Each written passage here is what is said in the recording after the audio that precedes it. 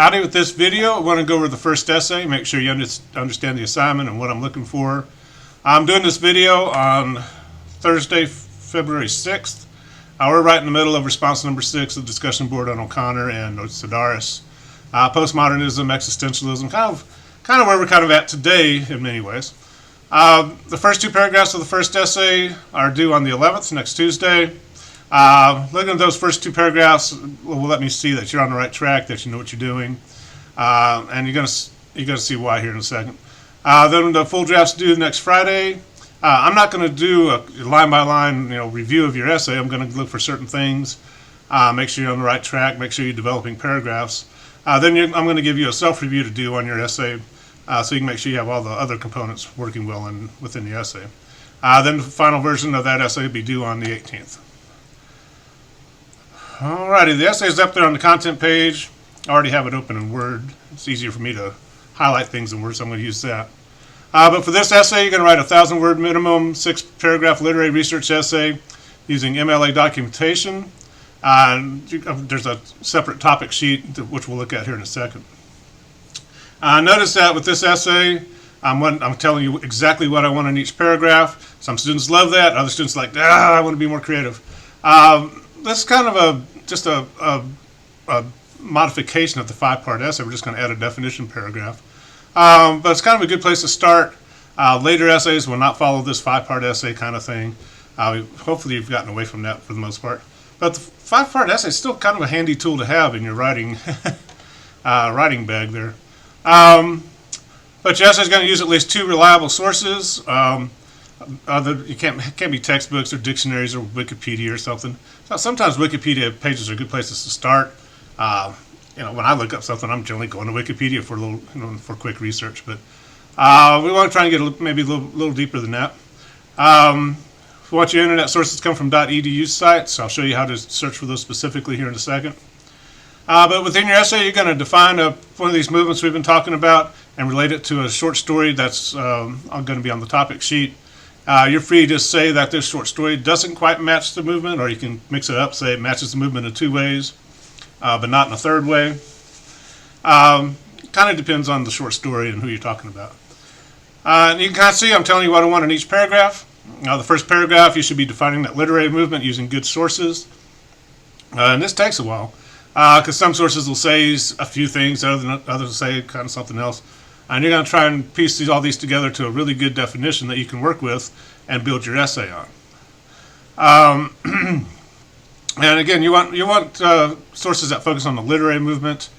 If you just get a source that says, "Well, modernism's a response to World War I," it's like, well, okay, good, but it's not going to help you with your essay. You're going to want to find something that talks about the literary components. The second paragraph, you're going to briefly introduce a short story, 1 or 2 sentences at the most. Don't give me a big plot summary. I've already read all these, so you don't have to do that. And you're assuming all the readers, whoever's going to read this, has read the short story. But you're going to introduce the short story, maybe who wrote it, when it was written, just basic stuff. And then you're going to give us your thesis statement that relates the short story to the movement in 3 ways.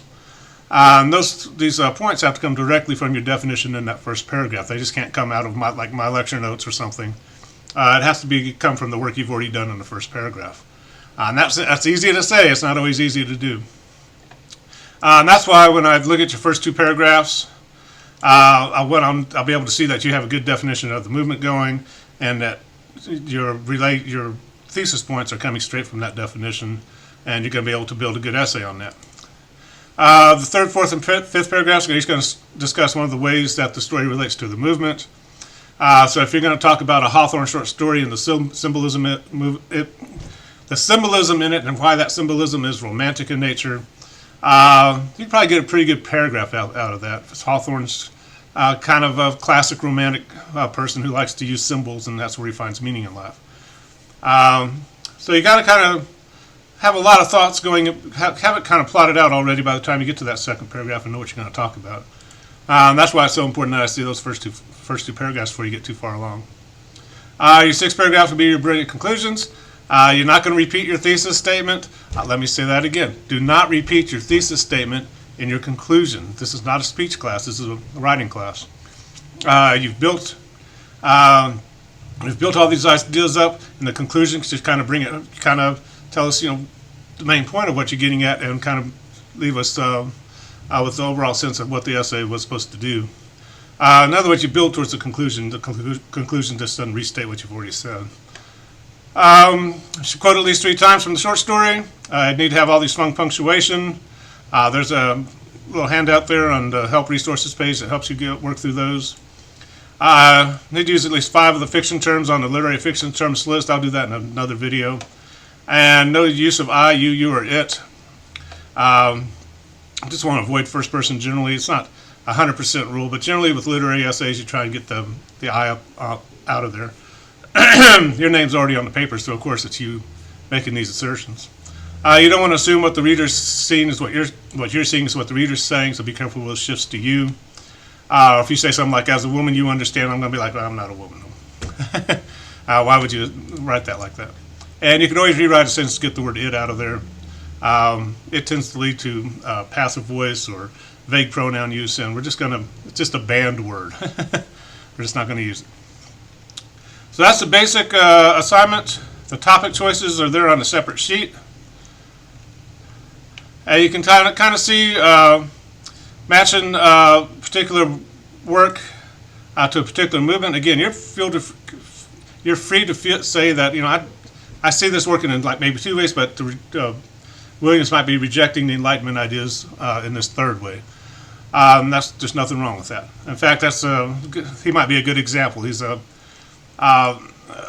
preacher trying to come to terms with all these Enlightenment ideas, but also kind of saying, some of you Enlightenment folks are kind of throwing out the baby Jesus with the bathwater, and I can't go there with you. It's very interesting. Just a funky little sermon. It's not little, actually. It's kind of long, but some of these you're going to have a link to. Some of these I can't just steal off the internet because of copyright problems. So you're going to have to go to the internet. Some of these are going to be in your book. If you like the Romantics with Poe and those fellows, Young Gibbon Brown by Nathaniel Hawthorne is a good example of romantic literature. It's going to be hard to argue against that, but I guess you could if you wanted to try. But that short story is in our textbook. Hemingway, you're going to notice I'm skipping realism. We're going to be working with realism with our last essay. So, I don't want to overload people with the realism stuff. And also realism is kind of straightforward, but, or is it? Be a big question with the last essay, the one on drama. But if you like the modernists, if you liked Rose Rimley, you might be interested in Hemingway or Faulkner. Barn Burning's a little more subtle than Rose Rimley, but it's a very fascinating short story. The Snows of Kilimanjaro by Ernest Hemingway. You're going to see that classic Hemingway technique where you kind of feel like you're jumping in the middle of the story. Then all of a sudden he's going to go off to different episodes. That very fragmented stream of consciousness techniques, classic modernism. And also he's kind of part of that lost generation kind of feel with the modernists who didn't seem to feel they fit into this modern world in some ways. And you're going to see that with in that story.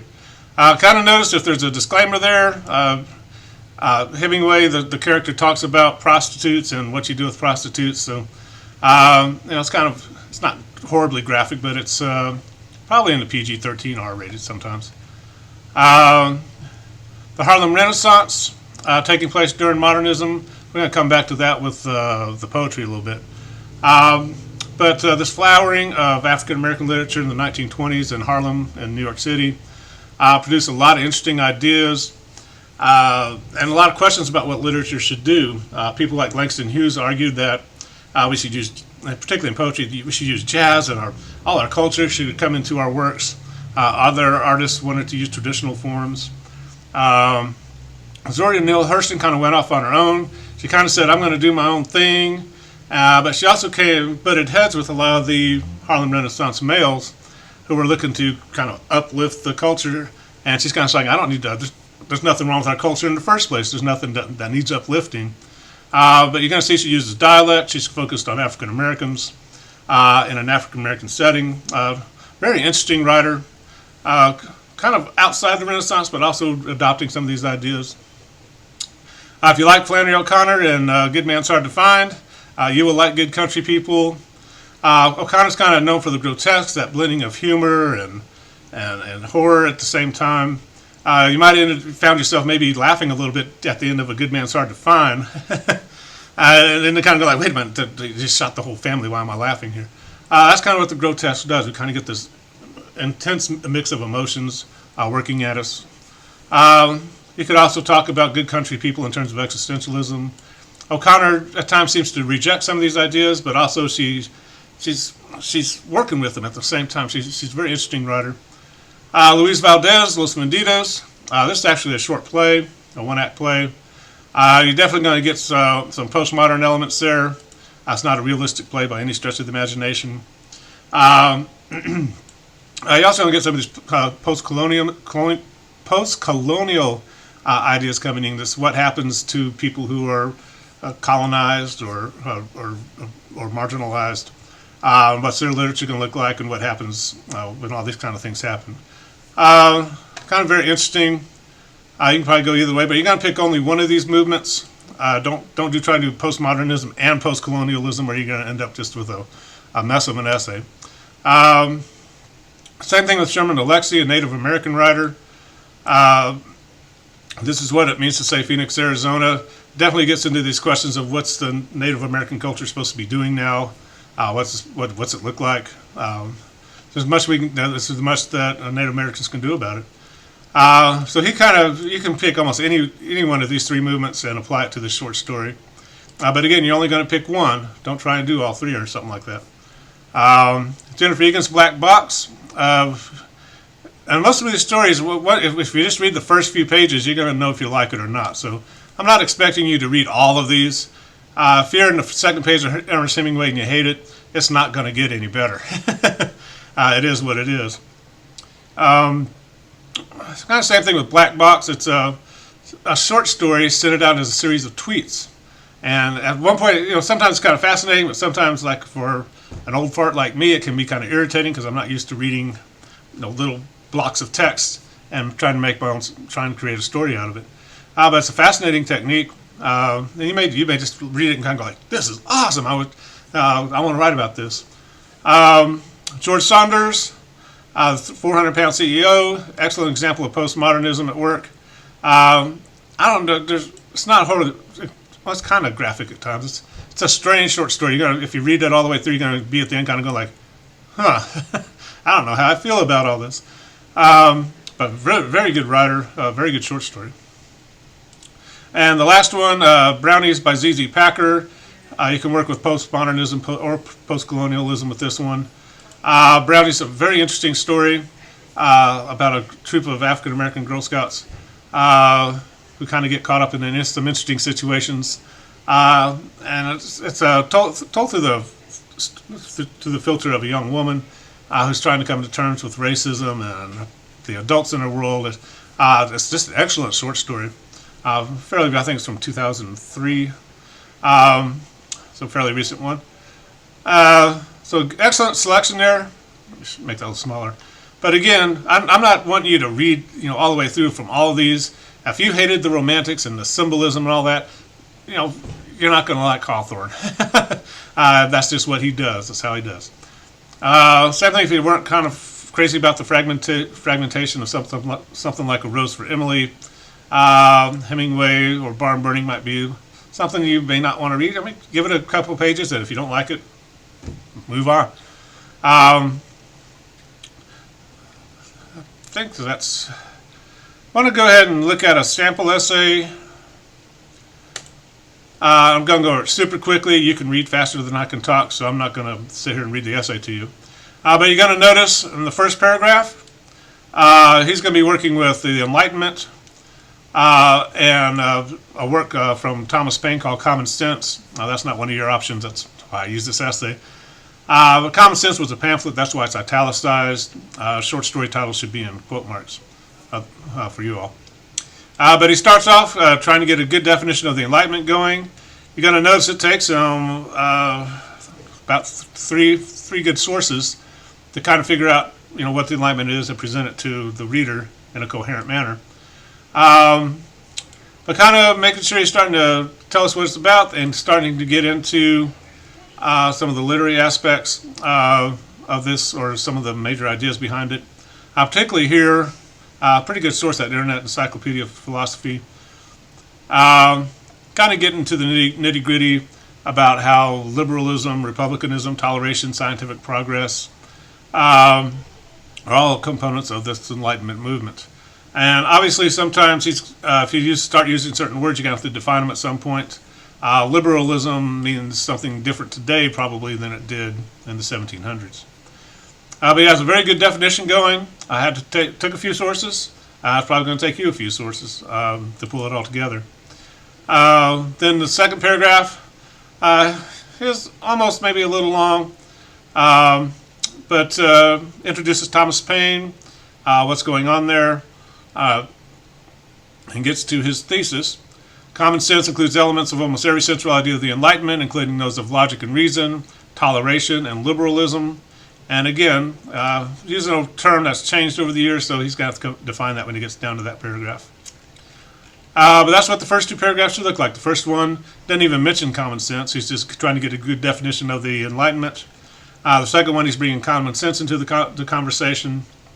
And again, the pamphlet common sense, not just general common sense. And then he gives us thesis. He's going to spend a paragraph on each one of those thesis points. So he's going to show us how logic and reason work through that particular work. Here he's using long quotes to support what he's saying. Be very careful. Don't rely on long quotes without commenting on them. Quotes should support what you say and not say it for you, right? So if you just give me a couple of sentences, a huge long quote, then a couple of sentences, I'm going to be like, no, that's not how you develop a paragraph. The quote has to support what you're saying. And then you have to comment on that quote to show why it's in your essay. Again, I'm not going to read this thing to you. A couple of long quotes. The ellipses here, the three dots show an omission from the quote. Brackets show that he added those ellipses. Brackets show an addition to a quote. We'll get into that a little bit once we get closer to the drafts. Again, maybe you could use a little more commentary here on the long quotes. Don't let long quotes do all the work for you. But doing a good job, keeping his paragraph focused, using examples from the work, and letting those quotes support what he says. Then he's getting into toleration as an Enlightenment idea and something that he's going to find in Thomas Paine's work. Generally, within this, the body paragraphs don't want you to do any more research. This should be you analyzing the text in terms of how you define that movement.